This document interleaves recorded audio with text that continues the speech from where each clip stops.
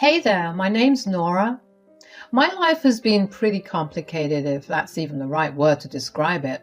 It's always full of drama, and 9 out of 10 times the drama is in my family. Now, I don't have a big family, so you can imagine that it's mostly just a few individuals instigating things constantly.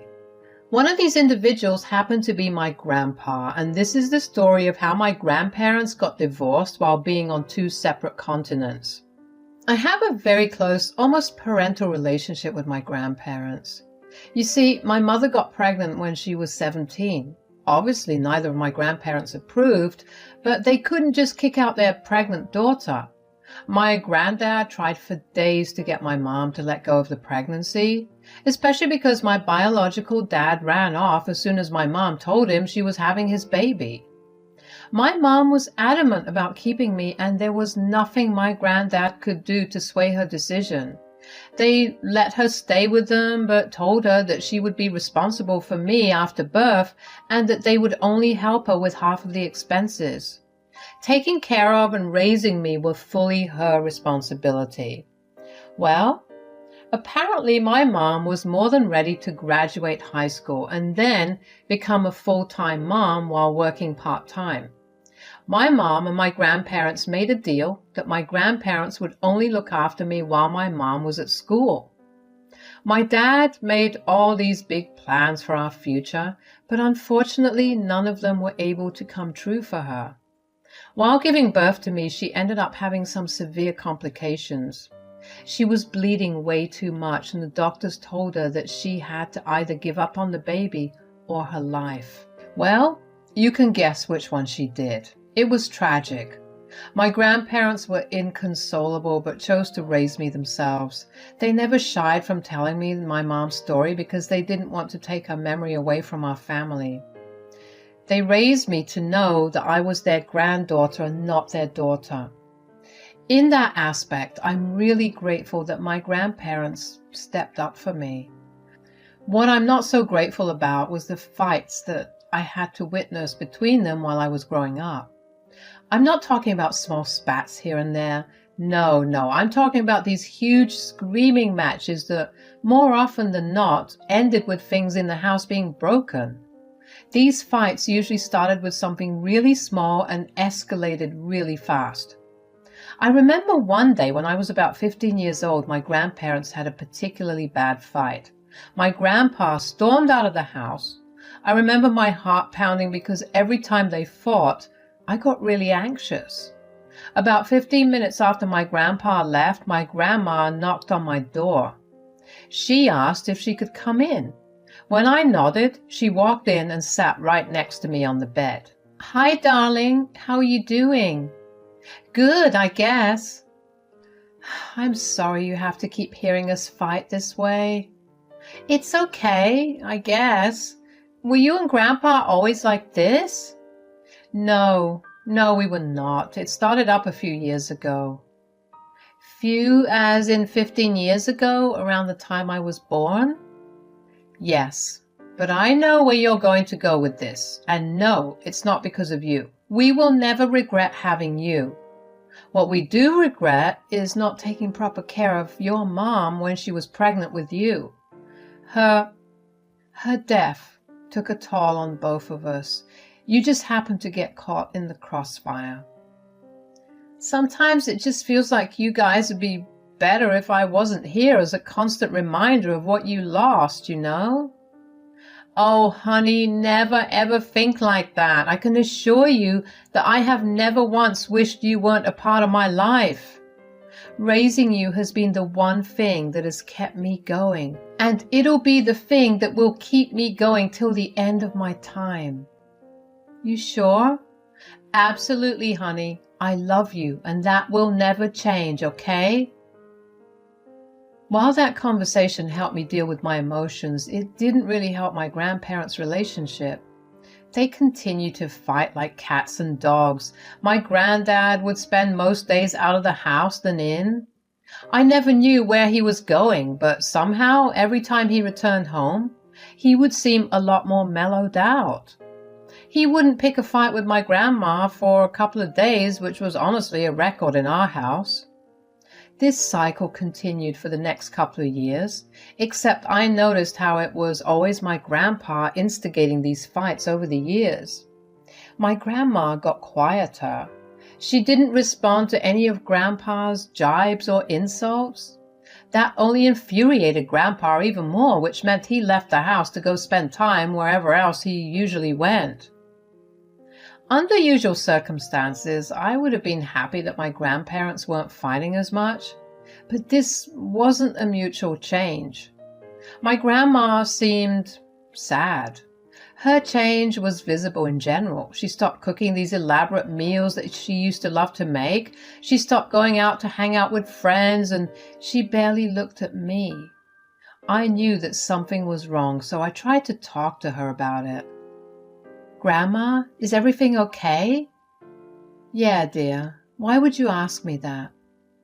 "No, it's just you aren't really responding much to anything Grandpa's saying." "Aren't you glad we aren't fighting?" "Well, yeah, but you seem sad. In general, you don't feel like the grandma I know and love. That's why I'm asking you if everything's all right."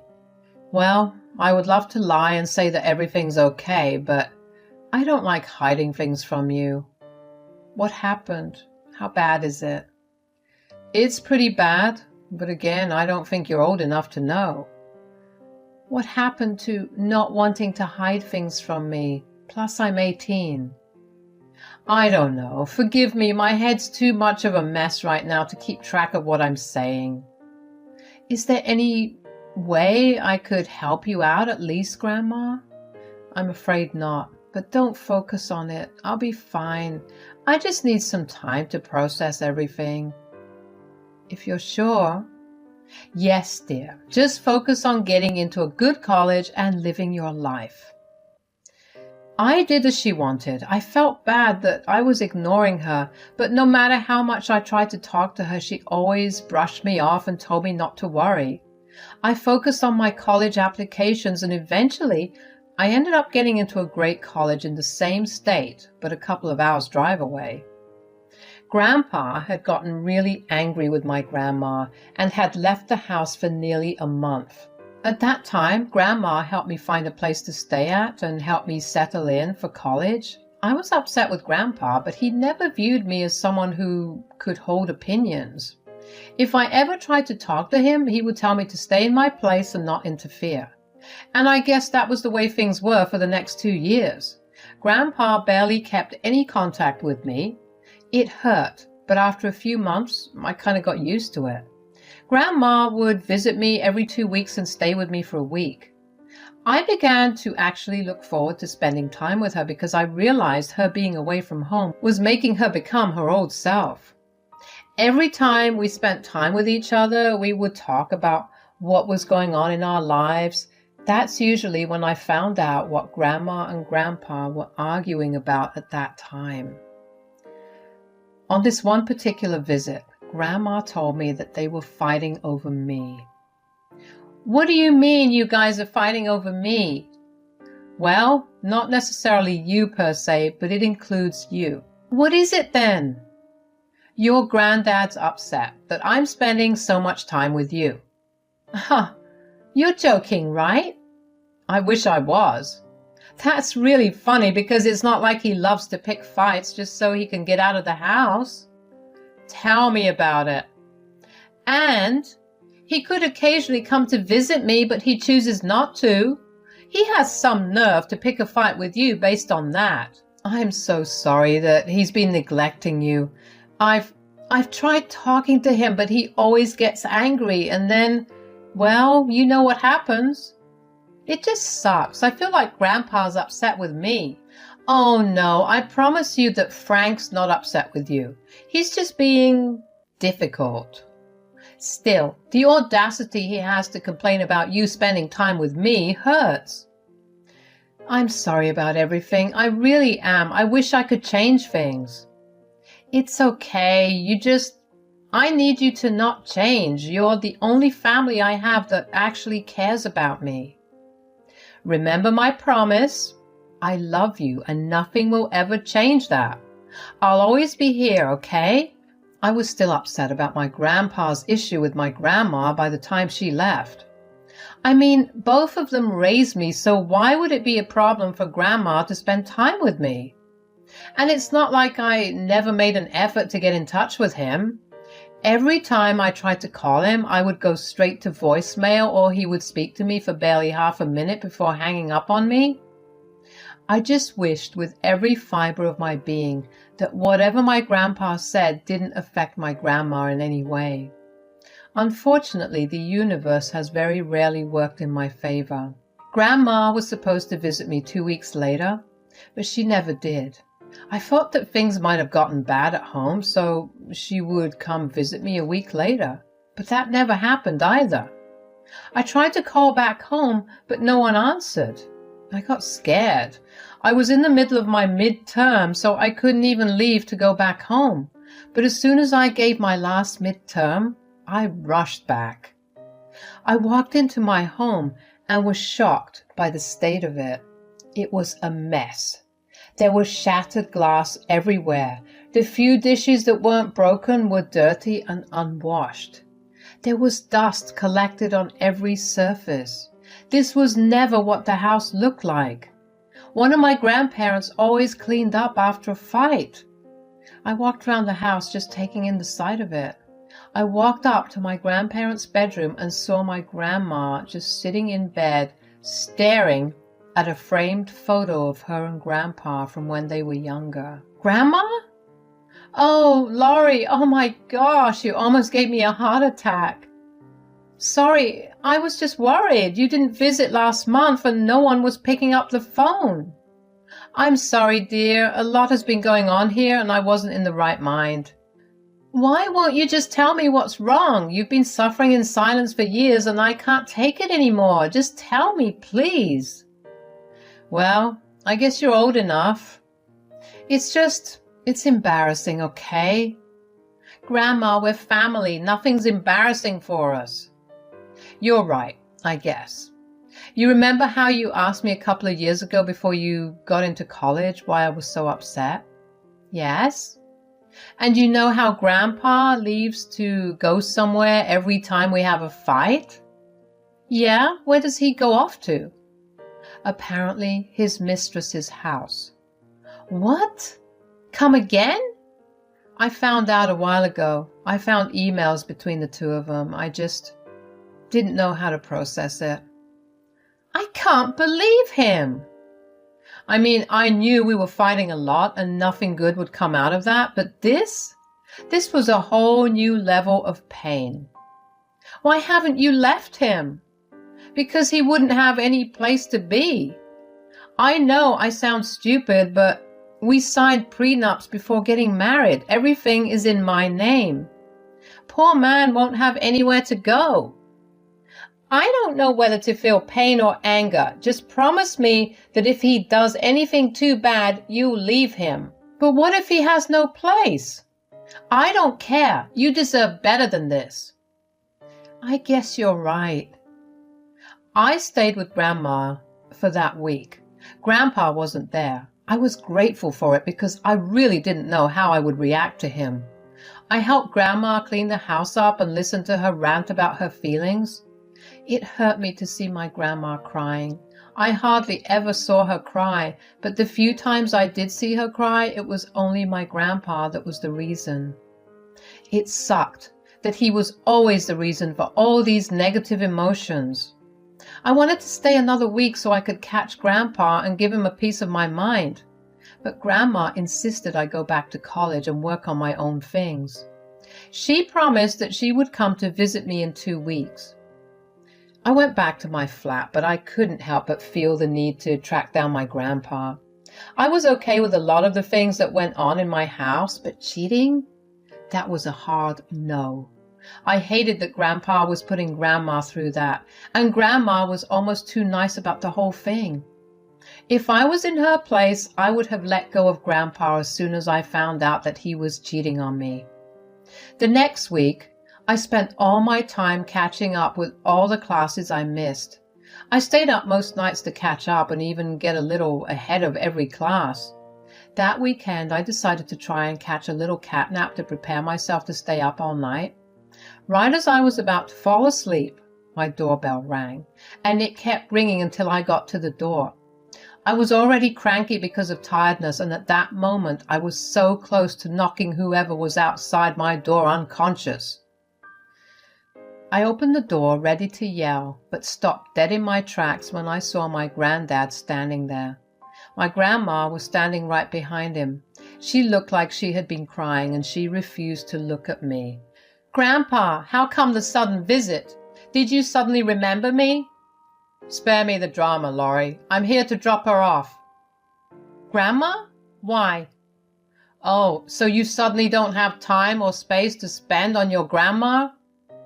"Okay, that's enough. You have no right to talk to me like that when she was the only one who actually cared about me." "I don't care. I'll be back in 8 months. Take care of her." Wait, hold up. Where are you going?" "A world tour with a friend who's currently waiting for me at the airport. Bye." With that, he left. I ushered my grandma inside. I carefully took her bags out of her hands and kept them in the spare bedroom she always used whenever she stayed over. I hugged her and just let her cry for a while. I made her a hot bath and just let her relax. I figured the last thing she wanted to do was talk. Even though my curiosity was killing me, my grandma's well-being came first. After I was sure Grandma was doing better, I asked her what was going on. "So, this friend that Grandpa's going on a trip with, is it his mistress?" "Yeah. I wish this wasn't my life, but here I am." "I don't mean to be that person, but why didn't you stop him? I mean, there should have been something you could have said or done to stop him." "You know what I realized on the drive here? You were really, really right. I deserve better than this.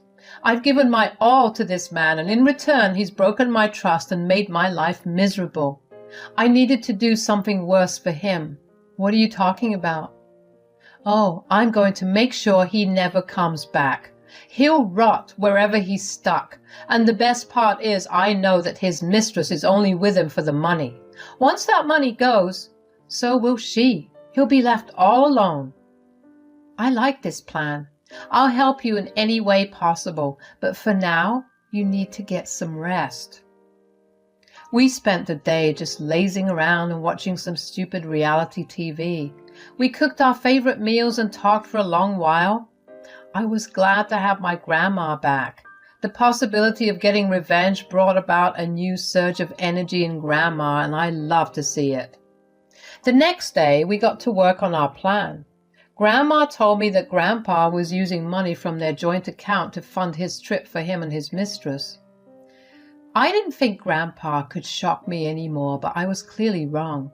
I wanted to find him and yell at him until my throat was sore. Grandma felt the same, but she had already been doing that for years.